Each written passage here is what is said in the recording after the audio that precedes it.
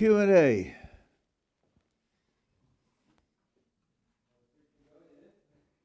So I had a question. You brought up Bar Kochva yesterday. It got brought up. Bar Kochva was from the Dovid line, right? I guess so. I mean, otherwise, Rabbi Kiva wouldn't have accepted him as a candidate. But was he accepting him from like a Yosef line or from a Dovid line? No, I don't think. In the whole story, the idea of Mashiach ben Yosef doesn't come up. So in fact, when the Rambam talks about it, he doesn't mention it. There's only one mention of Mashiach, and that's that Mashiach is descended from Dovid, and who will bring about the building of the Beis Hamikdash and all the rest. I don't remember the Rambam anywhere talking about Mashiach ben Yosef. Maybe I'm missing out on something, but I don't remember it. So what's the idea behind Mashiach ben Yosef and Mashiach ben Dovid? Well, Mashiach ben Dovid, there are various verses that indicate that there will be an end game to history and certain things will take place, and it'll take place through the agency of a particular person. By the way, Mashiach means anointed by oil. That's what it means literally. Certain places they've made a big deal out of the idea of the word Messiah, connecting it with the Creator and so on and so on, but that's all it means. And that means that literally that word applies to many people in Jewish history. There were certain kings who were anointed by oil, the high priests were anointed by oil, the vessels in the temple were anointed by oil. They're all Mashiach, right? So they don't have to have this mystique around the name, which some people invest it with. There are sources that talk about Mashiach ben Yosef. After all, Yosef played the role of saving his whole family from famine. So the idea that there's someone who engineers a physical salvation, just a physical salvation, is something which is rooted in the background of Jewish history. But as I mentioned yesterday, not everybody agrees that what we call Mashiach ben Yosef will be a person. The Gra in particular doesn't agree. He says it's just a period of time with certain characteristics. It's a historical period. So it doesn't have the centrality of Mashiach ben Dovid, which everybody agrees to. It's one of the 13 principles of Jewish commitment. There's no principle of Jewish commitment dedicated to Mashiach ben Yosef. So they're really not comparable. Yeah, this is Q&A for the guys who came in. So the floor is open. People have questions. Yeah. So somebody I was learning with had mentioned the Ohr Chaim actually by Yosef, saying that free will towards can our free will to kill a person go above Hashem's allotted time, the allotted time we have that Hashem has given us. Right. I don't fully understand that concept. Okay, it's an interesting, subtle, and very central concept. It works like this. Yosef comes to the brothers, and they say, "That's it. We've had it with him. We're going to kill him." Reuven objects, and they override the objection. He gets a compromise, but that's not the issue here. So they said they're going to kill him. Now.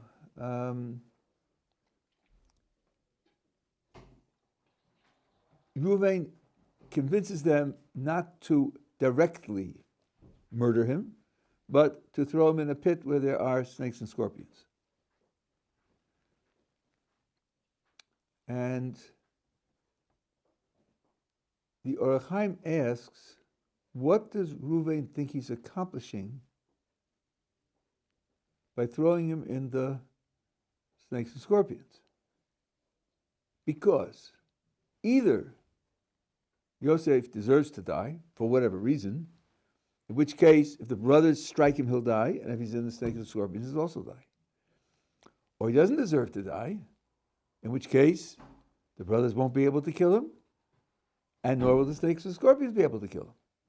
So what do they think they're accomplishing by convincing, what did Reuven think he was accomplishing by convincing the brothers not to strike him directly, but to throw him in the pit? It has to be that there's a third circumstance, some kind of condition, where if the brothers strike him, he'll die. And if he's thrown in the pit, he'll live. So Reuven's state of mind is, look, the world has many features in it, and I don't know a lot of them, and maybe no matter what, he'll die. If so, I'm not accomplishing anything by having him thrown in the pit, because he'll die there. Maybe no matter what happens, he won't die, which I'm not accomplishing nothing, because neither the brothers nor the stripes and scorpions will kill him. But maybe he's in a middle range, where if the brothers strike him, he'll die, and if he goes into the pit with the snakes and scorpions, he won't die. And if he's in that middle range, I'm accomplishing something. I'm then saving his life. That's the structure of Reuven's thought. Without that, Reuven's doing nothing. Now the question is, what is that middle range? What condition is it that if the brothers strike him, then he'll die, and if he goes in the pit, he won't die? And the Ohr Chaim's answer is that whatever merit Yosef has, it has to come up against the threat against his life. If the threat against his life is based on free will, then the threat is very significant, because God has a tremendous commitment to free will. He wants free will to be the way we function in the world. To stop free will costs a lot. You need a very, very big obstacle to stop free will. Maybe Joseph's merit isn't big enough to stop the free will of the brothers. But it could very well be that Joseph's merit is enough to stop the snakes and scorpions, because God's commitment to the snakes and scorpions is much less than his commitment to free will.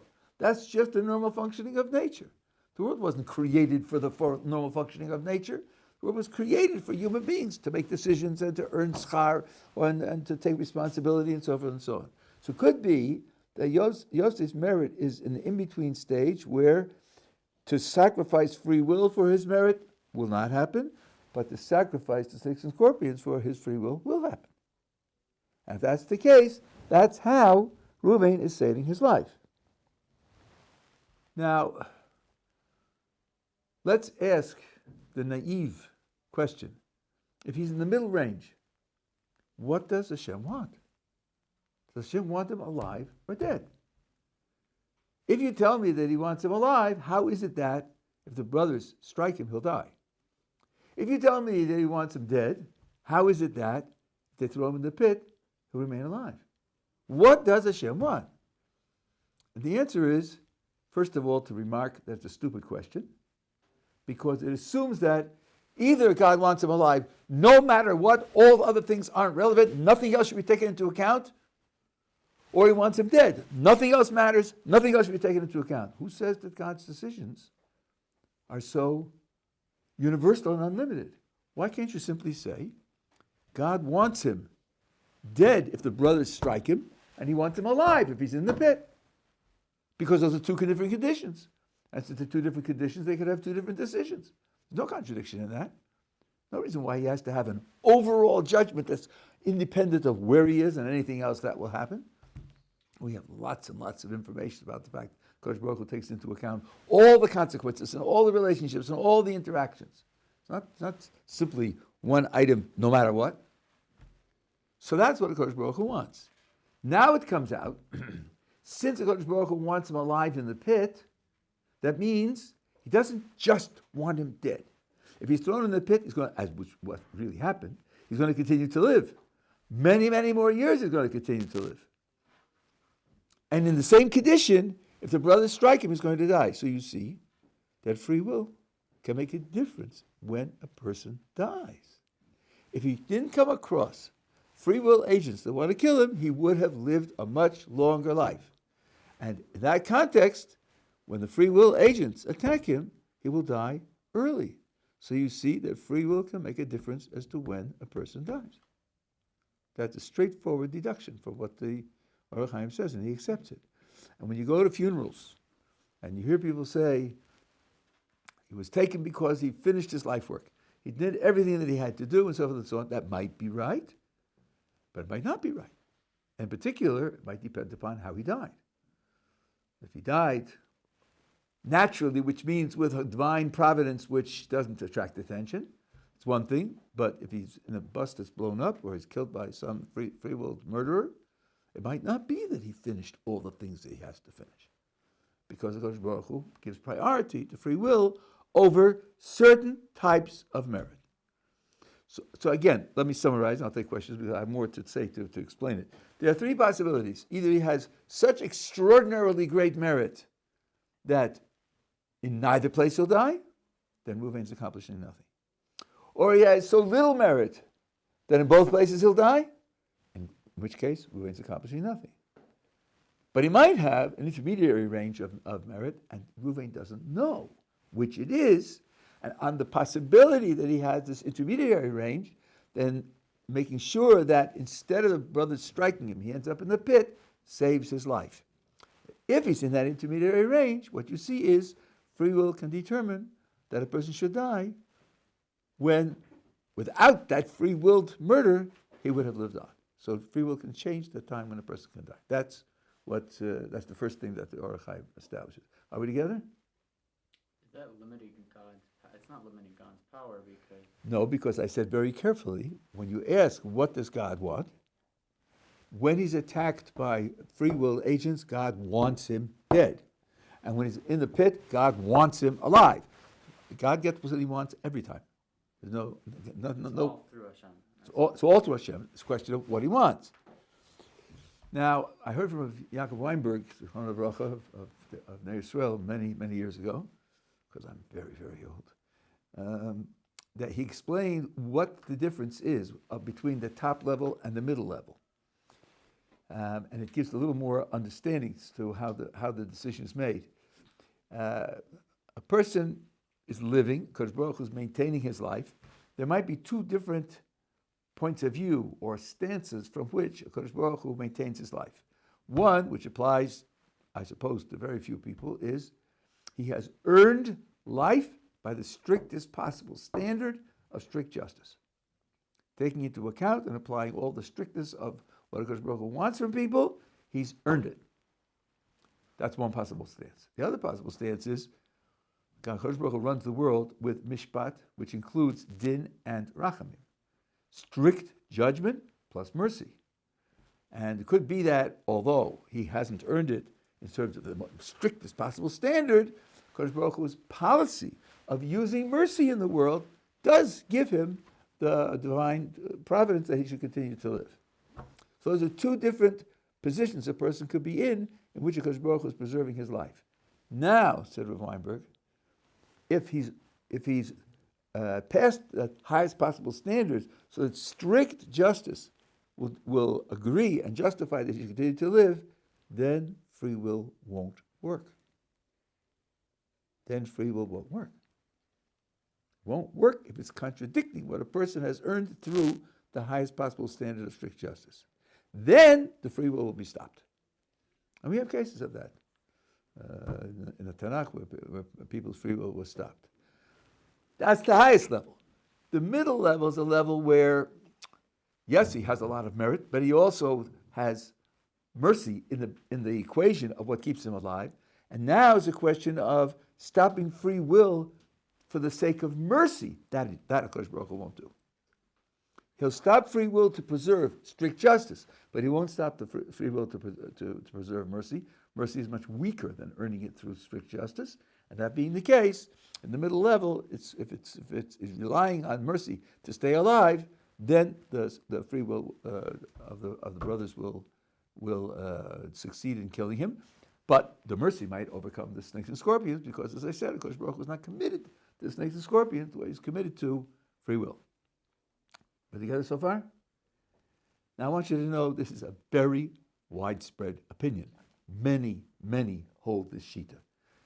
It's, I guess, most explicitly in the Ohr Somayach, but many hold it. First of all, the Ohr Somayach is really quoting something from the Zohar.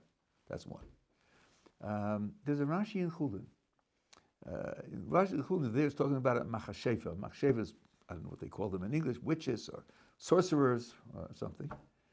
And it's the Gemara says that it is a notarikon. It's like each letter stands for a word. And the phrase that the word machsheva is a short for is makhishin pamalia shalmala. They contradict the heavenly host. And Rashi says, on that Gemara, it means that they can cause a person to die even though there's no heavenly decree that he should die. How do they do that? Again, the same way I mentioned before, and I'll spell it out again. That means to say, Kadosh Baruch Hu has a conditional will. If the sorcerers don't interfere, then he will live longer. If they do interfere, then when sorcerers interfere, God wants him to be killed by the sorcerers. So if the sorcerer wouldn't interfere, when it says there's no heavenly decree, it means there's no heavenly decree minus the sorcerers. But it's conditional upon whether there'll be sorcerers or not. That's always the approach. There's a Ramban. When we're in Egypt, and Kosh Baruch Hu says to Avram Avinu and Bris Ben Besorim, they're going to be enslaved, but I will also judge the nation that enslaves them.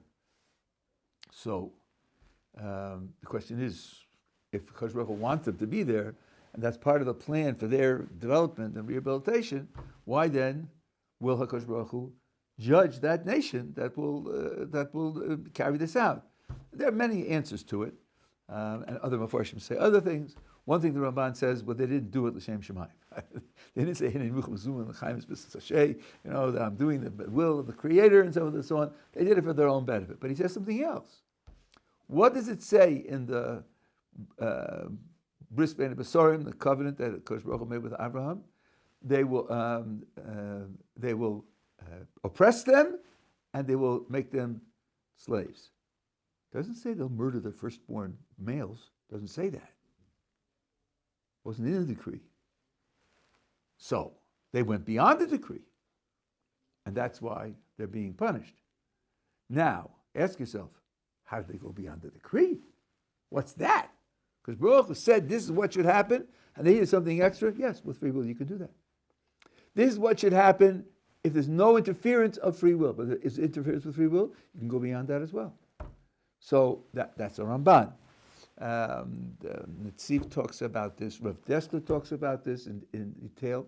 One thing he says is this, but I've told you it's a different vocabulary. He says we have sources that everything happens because of a decree from heaven. And then the question is, how can the free will overcome the decree from heaven? He says, no, that's the decree. The decree is that if free will interferes, then this is what the outcome should be.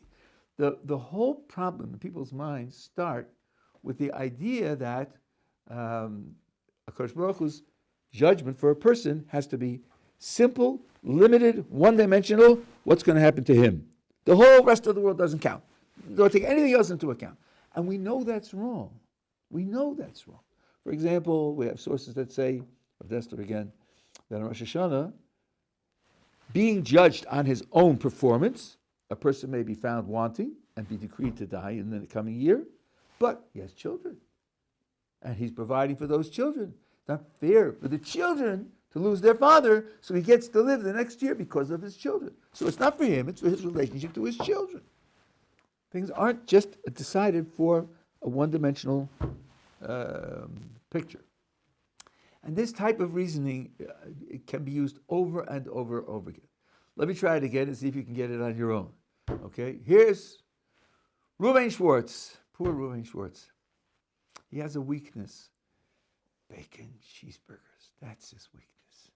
And this week there's a 2-for-1 sale in McDonald's. And Reuven's thinking, yeah, I keep kosher. I do. Most of the time. But it's 2-for-1. I'll keep kosher next week. This week, 2-for-1. I can't pass that up. So he goes in and he pays his money and he gets his 2 and he eats them. Now, let's ask the same question we started with in the other case. What does the Kodesh Baruch Hu want here? Does he want him to eat the bacon cheeseburger, or does he want him, careful with my vocabulary, does he want him not to eat the bacon cheeseburger?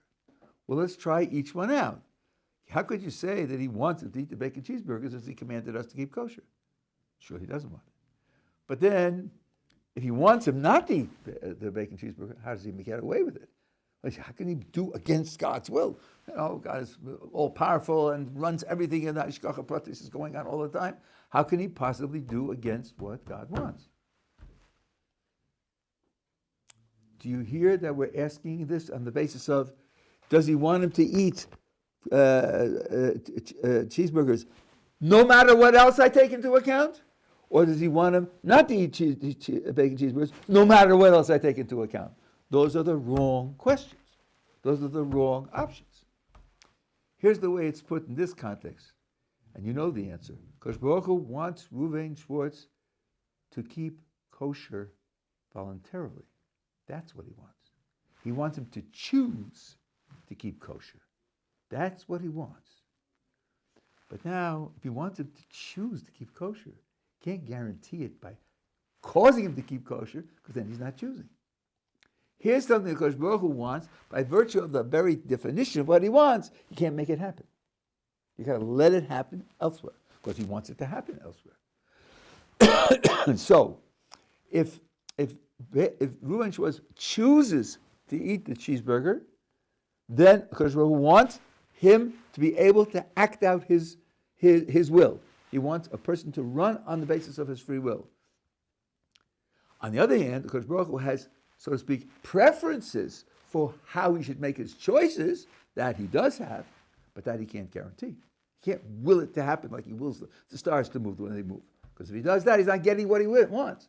The will that would cause the person to choose contradicts the person's really choosing. He's just become like a mouse or like a stone, and then the will is self-defeating. So that being the case, everything that happens according to Kodesh Baruch Hu's will. But that what he wills to happen. But certain things that he can't guarantee that it should happen. This idea of seeing the choice being dependent upon other features is a crucial intellectual move. Actually, it's true in secular philosophy as well. I used to teach philosophy in university, and we'd have qualifying exams for graduate students to go on to merit a PhD. And we put a question like this on the exam. If he didn't get it right, we suggested that he drive a bus or something else, but not go on to get a PhD in philosophy. Okay, so that's who did I leave? Did I leave out somebody else? By the way, there are those who think that there's a Sefer Chinuch that contradicts this, and also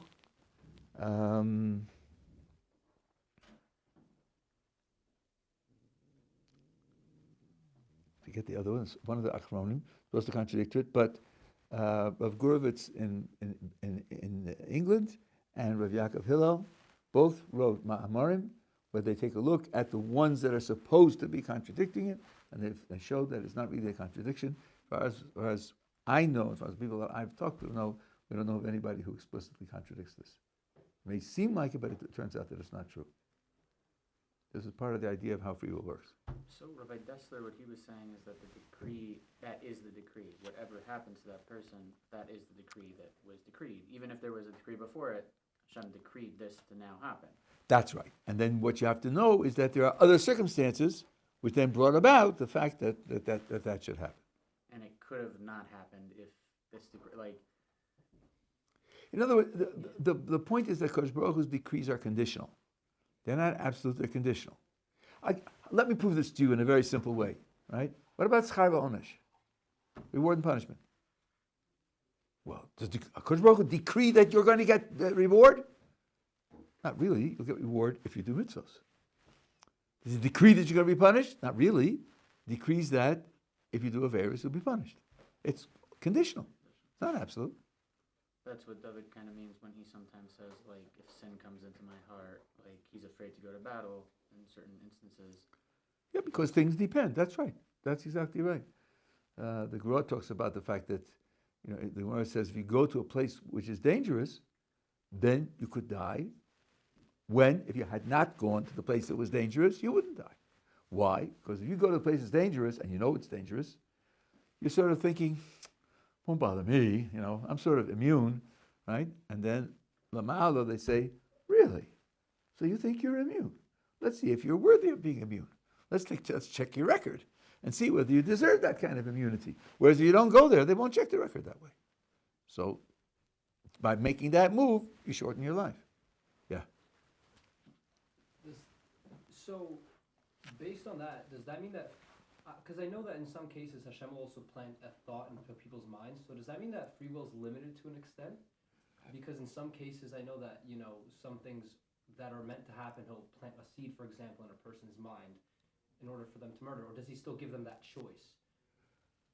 Well, I think it's various. I think the idea of free will being limited is definitely inescapable. First of all, how much quantity of free will do you have? Let's say, how much quantity in time? Isn't there a gigantic fact of which we're all aware that sets an absolute limit in time as to how much free will you get? What's the name of that fact? Death. Everybody's going to die. When you die, it's over. No free will. Right? And how about sleep? 30% of your life you're going to sleep. You're not exercising free will.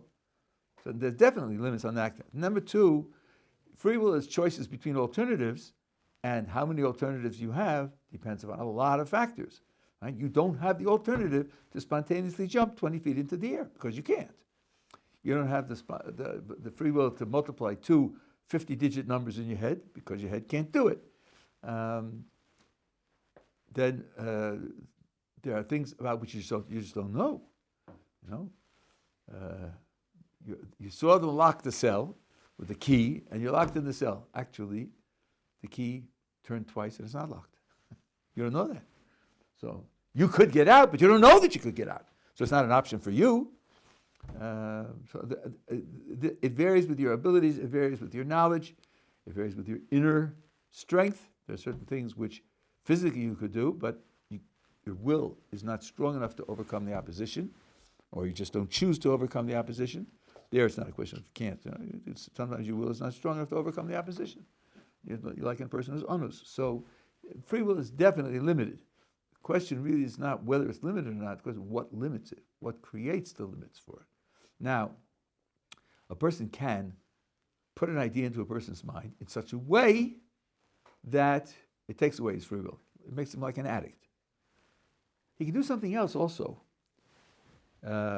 He can change your alternatives in such a way that by making a free will decision, you do what he wants you to do. I'll give you an example. My friend George is going to the ice cream store. I know his preferences: vanilla, chocolate, strawberry, in that order. I don't want him to buy vanilla. I want him to buy chocolate. I have two options. I can follow him to the store, get out of his car, walk up behind him, put a gun to his head and say, "George, chocolate." Chocolate, I want it. Yeah, but I don't want to die. I could do that. But I have another option. See, I want a helicopter. So I get in my helicopter, I go to the store, I say to the guy behind the counter, "All your vanilla, all of it."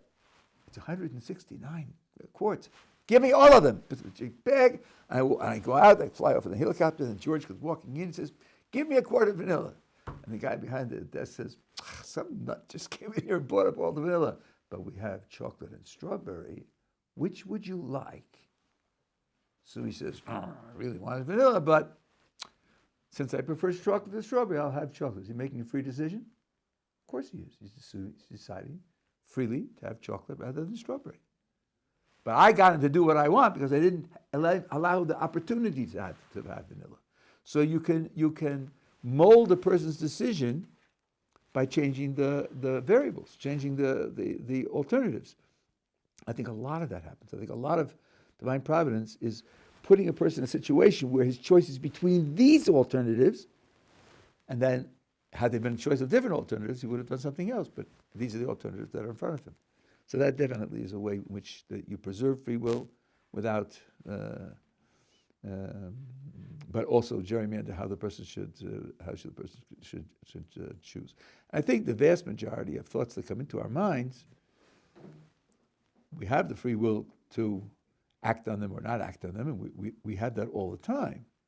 In particular, people will say things to you. "What about X?" And you think, "No, I'm not doing that." Even trivial things, Let's go to play basketball. I'm not feeling that. I'm not doing it. You know very well that you can decide yes or no on things that are suggested to you or things that occur to you, especially if you're thinking about a decision you have to make and you're considering what you should do. Lots of things occur to you. And your job is to sift through them and to make priorities and try to figure out what the best decision would be. So of course that means choosing among them and saying no to several of them. So I think that's the typical situation that a person has. The fact that a thought occurs to you doesn't hypnotize you and take you over. Yeah. This is more of an ethical question than a philosophical question. Yeah. After October 7th, what would have been the most moral, like improper way for Israel to respond with like regards to winning the war and getting the hostages and like all that stuff? You see, the most moral way would be, well, there are two things to take into account. One is what would be the best strategy to succeed, and the other is what kind of means can you use. And there's a lot of discussion of this, and I'm not expert in all of our law that would apply to it. Certainly wouldn't want to take a position in terms of the secular law, what it requires, international law, and so forth and so on.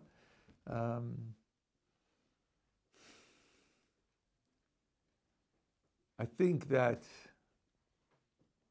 I'll say this, the criticisms of Israel that the things that it's doing aren't justified are wholly mistaken. Wholly mistaken. Question that I'm not answering is maybe they should have done more things, more aggressive things. Mm-hmm. But the criticism, the way they're, this country is not run by religious law. But when you see the way they go to war, it can be nothing but proud of the way they do it. Even this fellow Richard Kemp, who was in charge of the British forces in Afghanistan for many years, says no such thing as an army in the world that's as moral as the Israeli army. No such thing. And it's certainly true. Nobody calls up people to tell them to get out of the way, drops leaflets and tells them we're going to bomb the building, get out of the way. Nobody does that. Tells whole populations, you get out of here because we're bombing buildings here. Nobody does that. Nobody has ever done that. Not America, not Britain, not France, not Germany, nobody. So there's certainly no question that there's no room for any criticism of what Israel is doing. They're not using famine as a means to kill people. Genocide. The most, one of Trump's appointees, I think the one for education, if I'm not mistaken, said those people who are demonstrating in favor of Palestine are ignorant children and they should be deported. I think that's at least that. The mantra that they keep reporting is Israel has killed 44,000 innocent civilians. Really? Gee, I thought this was a war with enemy soldiers. Some of the Israelis being killed. They got killed by innocent civilians? I don't think so. Of the 44,000, at least 18,000 were enemy soldiers. Well, that's a ratio of like 2 to 5. In other words, 2 against 3, 2 soldiers for every 3 civilians. It's an extremely low ratio of civilian casualties vis-a-vis military targets. Nobody else has a ratio like that. So the criticisms are just off the wall.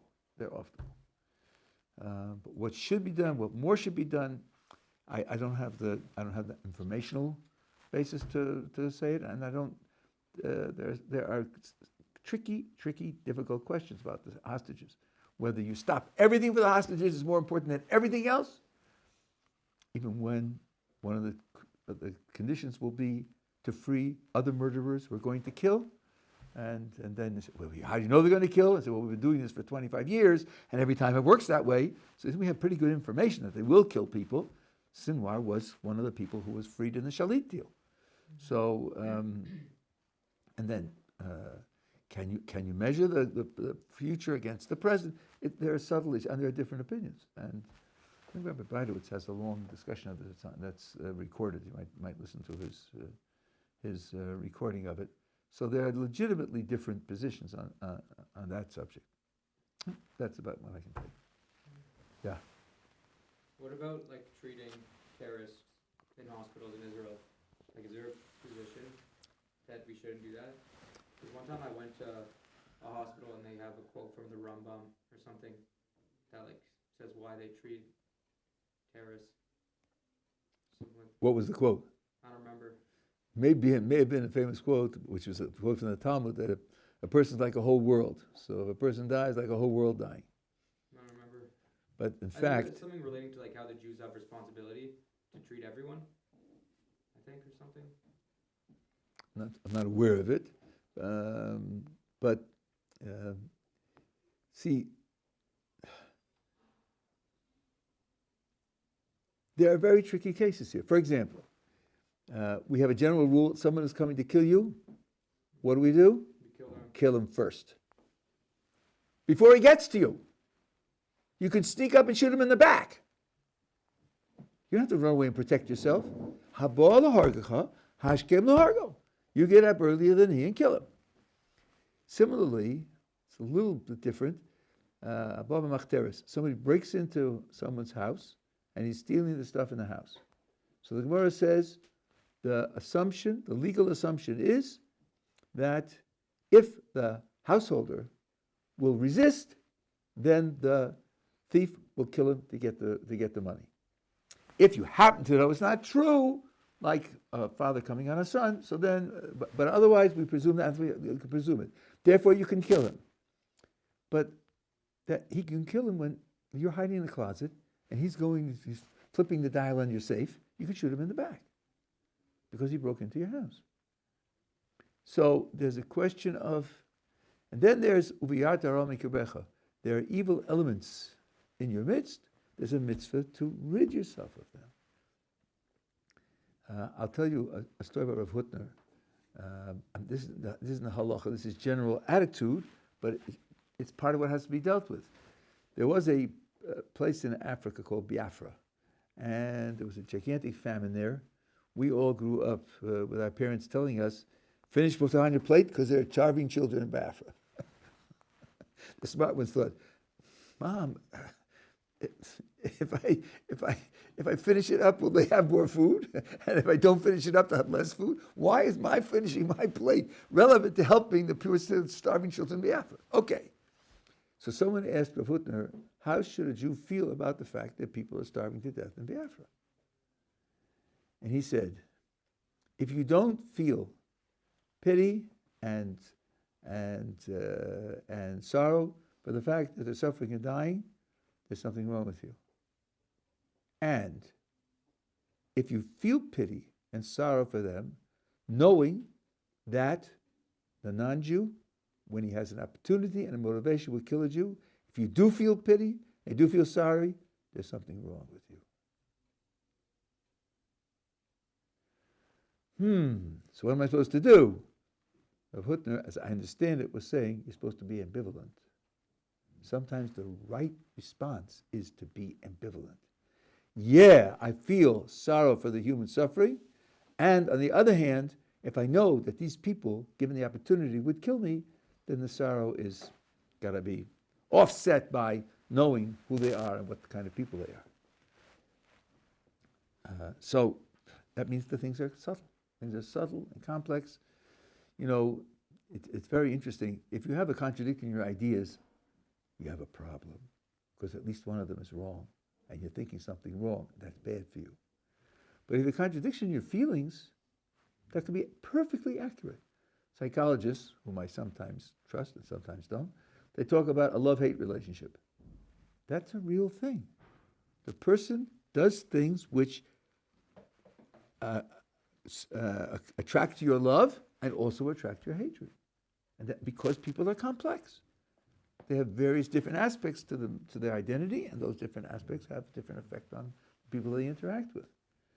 So I think that these circumstances are complex, and it's not easy to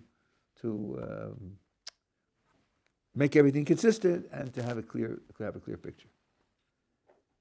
Yeah. Yes. Is that not circumstantial? Like, let's say a person's breaking into your house, and you know he'd kill you. But let's say you also know this person has someone who's sick in their household, right? And so if they don't do this, their son will die. And so they're choosing between you and their child, for example. So in that case, I'm assuming it would be okay to feel both pity for that individual, and is that what you mean by ambivalence? Yes, I think that's right. I would feel pity for that person, but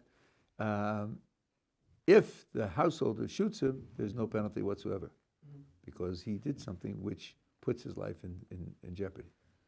So that's there's the feelings, and then there's the outcome, the practical outcome. The practical outcome is, if you kill him, it's okay. Yeah. By Rachel, Leah, and Yakov, so we know that Rachel gives the signs over Leah so that she's not going to be embarrassed. So that's a great thing. We're told that it's a great thing that Rachel did. But how is that fair to Yakov? Very good question. Very good question. I worried about that question for a long time. The only thing that I can say, and it's a speculation on my part, is this. In the Sefer HaMaspik, L'Ovdei Hashem, from Rabbi Avram ben Rambam, he talks about Yonasan and his Nosei Kelim, who went out to where an enemy army was encamped, attacking Yerushalayim, to go out to try to deal with them. And he has a long section, Rabbi Avram ben Rambam, on Hishtadlus, on taking practical measures to guarantee your safety and to guarantee your success. And he's very strongly in favor of that, very strongly requires that you should do that. So he asks, how can I justify the fact that they went out and put themselves in mortal danger? And he says they must have had Ruach HaKodesh. They must have had a divine inspiration to do it. Otherwise, it would have been usher to do it. That means having Ruach HaKodesh, they knew they had Ruach HaKodesh, and that's how they did it. So I thought to myself, okay, what's the structure here? They did this.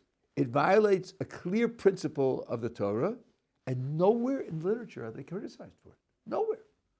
Not in the Midrash, not in the Zohar. Nowhere are they called out for it. So if that's the case, if it on the one hand violates a clear principle, and no one criticized them for it, there's got to be a justification for why they violated that divine principle. So I want to import that idea to here. I can't imagine, in logical terms, that she would have the right to break an agreement with Yakov without consulting with him. So there are only two possibilities. Either she knew that that's what he would want. Would he worry to know, and that she's not really violating his will, but she knows what his will would be, or she had Ruach HaKodesh, and that's why she felt she could do it. But and that the Ruach HaKodesh would be the Ruach HaKodesh that this is what you should do, not forcing her. No, we're not taking away your free will. But I think that because nowhere in the literature is she criticized for doing it. On the contrary, she's praised for doing this. So that's a kind of available explanation for cases like this, which I think, given Rabbi Rambam, it's appropriate to apply. It's a very good question. You're going to ask other people and see what you get. If you get something different, you can be in touch with me and let me know what they say. Yeah. So somebody told me to ask you this question. Because Rabbi Madelon, he asked it to Rabbi Madelon during his shir yesterday, and he does tomorrow now. His question was based on like evolution. Like he wanted to know. I didn't fully understand. He wants to understand how we disprove evolution. Like he was talking about things coming from monkeys and from lizards. I don't know. Okay, so first let's define the question carefully. When you're dealing with a proposition, you can either disprove it, that means show that it's wrong, or you could show there's no good reason to believe it. There's no good reason to believe it. Meaning, perhaps it's right, but right now there's no good reason to accept it. That I can do. And I'm not only I can do, but there's a gigantic literature on it. But let me give you one very simple thing, and I have challenged students here from universities and so forth and so on. I'm giving you an argument. Write it to your professors and get me an answer. Show me get me an answer to show me what's wrong with the argument.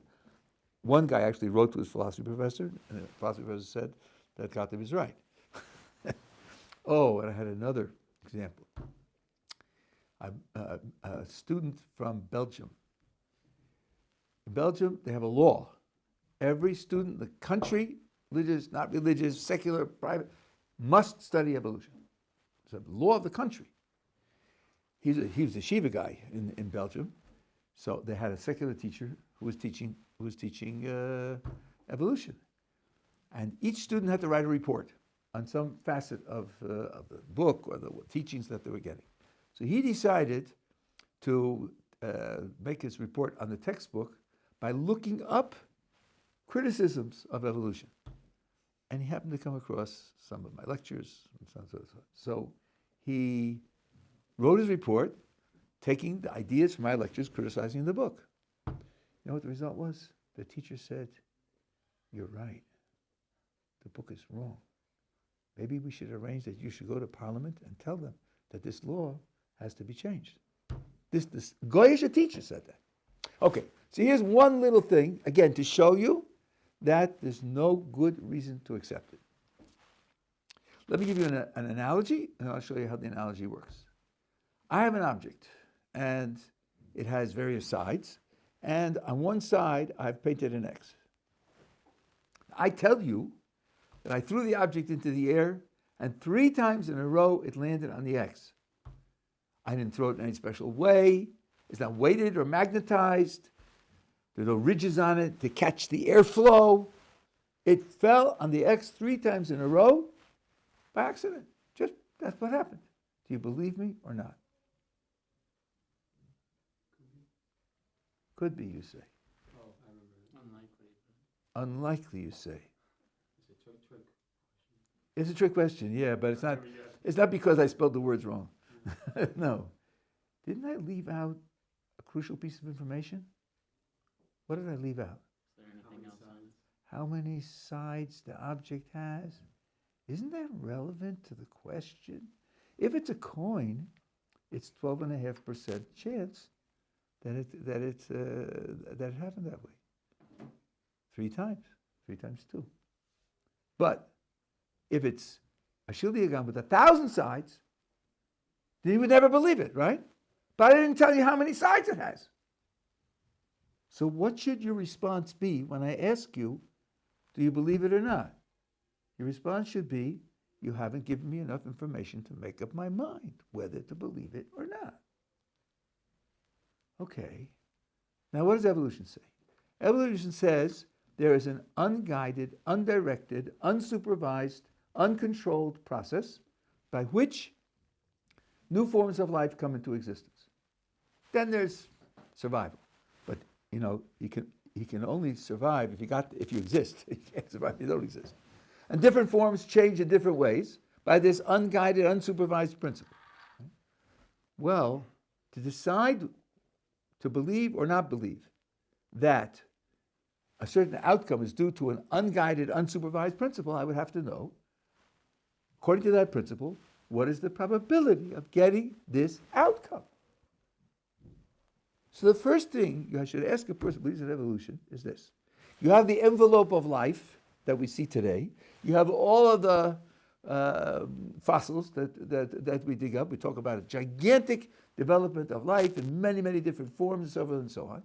You say it was all brought about by this particular process. Tell me what is the probability of that happening according to the process that you're proposing.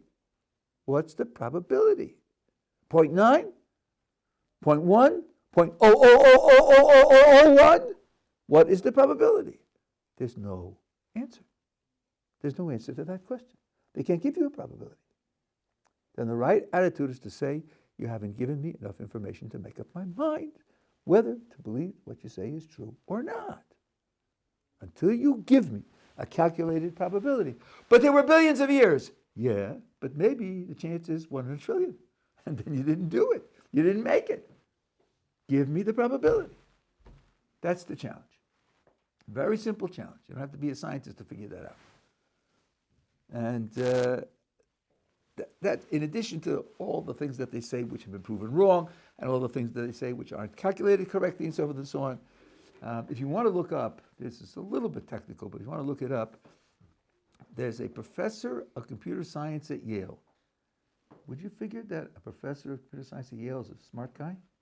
I would think so. His name is David Galanter. He happens to be a Shomer Mitzvahs. He read a certain critique of a certain piece of evolution, and he said, farewell to Darwin. This little problem, how proteins fold, this little problem all by itself. He's a scientist, and he's a mathematical scientist. And he said, I went through it, I saw the calculation, I saw the probabilities, and here, probabilities are so astronomically low that in the lifetime of 1 billion universes, you wouldn't get it. It's just too out of whack to accept. So there, he thinks he's got a calculation from the actual evidence that of one little piece, not the whole story, but one little piece, which is so improbable that the story can't be correct the way they're telling it. And by the way, he doesn't switch to the other side. He doesn't talk about intelligent design and so on. He doesn't believe in that either. He just believes it's an unsolved problem. But this isn't the solution. This isn't the solution. What was his name? David Galanter. By the way, just having mentioned those words, I want to warn you against, especially in political things and social things. Somebody says, this is what you ought to do to solve the problem, and you say, oh, no, this got this wrong and this wrong and this wrong. And he says, so what's your solution? That's an illegitimate question. I'm criticizing his solution. I'm saying his solution has too many drawbacks. I don't have to back that up by giving another solution. Yours is wrong. Let's go search for a better one. Don't be pushed into a corner by being forced to take a position on your own when you criticize somebody else's position. You don't have to prove that he's wrong by saying, I have a better answer. It's enough to show that he's wrong. Anyway, that's one thing you can say about evolution, and as I said, I challenge anybody to respond to that. This is kind of related, because the question came up, did Chava have relations with the snake? And is there an opinion that she had relations with the snake? And is there an opinion that she had snake-like children or something? There is such an opinion, not that they have snake-like children, but there's a certain pollution in her offspring and Adam's offspring because of that.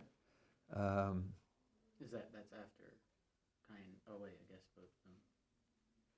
Talking about Adam and Chava, at the very beginning of the world. But were Cain and Chava infected with, because she... Yeah, that's what I was saying. She had them before or after, that's also an opinion? That's it. Okay, I don't know. Midrashim often are independent statements, and they're not meant all to fit together.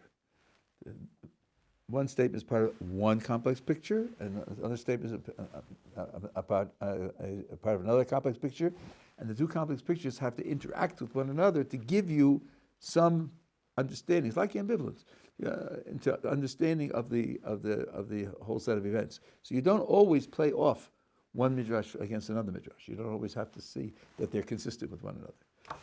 So I don't know how to put that in together with Cain Hevel, but there definitely was a pollution there, and that pollution. Let's see if we can get a little, just a tiny bit straight here now.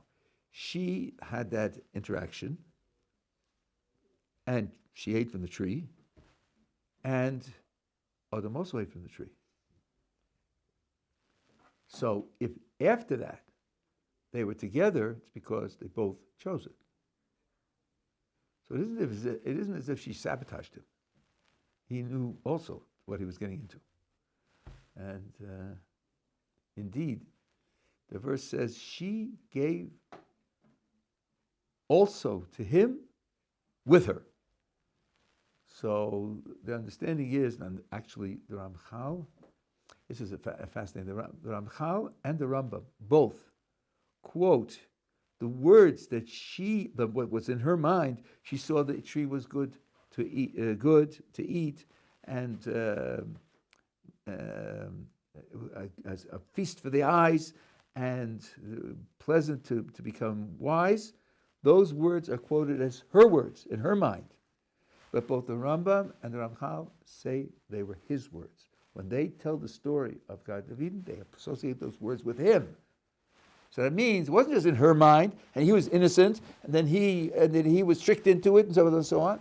No, he shared her vision. Why did he share it? Because she spoke to him. She talked to him. She told him. That's what it means when it says she gave also to him with her. It isn't as if, they're sitting at the same table. They don't have separate tables. No mechitza. No, they shared the vision and they shared the mistake. Rambam in the second chapter of the guide is very detailed about this. So, and that then caused a continuing pollution. And one of the things that the Avos set as their project, the patriarchs, was to overcome that pollution. To overcome it and to transmit purity to their children so as to prepare for receiving the Torah, because having that pollution would make it impossible to receive the Torah. So it's something which can be overcome, but it took them to do it. It is definitely a thing. Last question. So the Nachash from the beginning was an angel, like when he entered the garden and Who? everything. The Nachash, the snake. He enters the garden because somebody told me recently that he was an angel from the beginning, like because Rabbi Victor Miller says that Hashem sent him there on a mission, kind of, or something of this sort.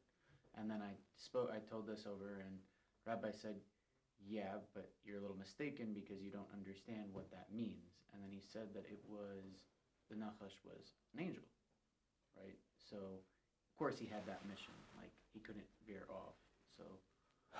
I don't know. It's very hard to say that the Nachash simply was an angel.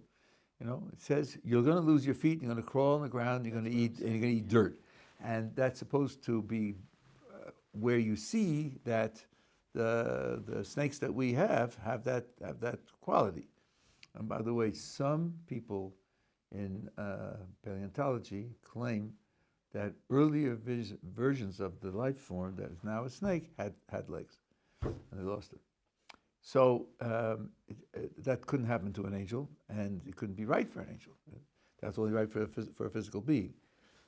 Obviously, the snake was endowed with intelligence, otherwise it couldn't do what it did. I'll just end by telling you one little thing from the Ramchal and draw a moral from it. The Ramchal says in the Adim Amarom that all the animals at the time of the Garden of Eden could speak, all of them. Wow, they could all speak. Then I thought, what does it say in the verse that the snake was more clever than all the beasts of the field? What kind of comparison is that? You know how juicy this orange is? This orange is more juicy than sand. Does that impress you? If he's there speaking, talking, reasoning, arguing, and debating, and they're all cows, why do you have to tell me that he's smarter than the cows? Because the cows weren't our cows. That's why. Very often what you find in Kabbalah, you then look at the pasuk and say, wow, I didn't realize that. Without the Kabbalistic background, the pasuk doesn't make sense. It doesn't make sense. So it's an entirely different Kebehemus Nidmu, that became like animals, means that even the animals then became like the animals today. It was a lowering. And the Ramban says, guess what? You're not getting the whole story. You're not even getting the major parts of the story, because notice that our snakes also can't talk, reason, debate, discuss, and deceive. Which is a bigger loss, your legs or your mind? I could argue that your mind. Maybe not everyone would agree, but that's what they do with their minds. But why doesn't the Torah mention they lost his mind? Says the Ramban, you see, you're not getting a lot of the story. The Torah chooses to give you certain features, which it wants you to have, but you have to know you're not getting a lot of the story. Okay.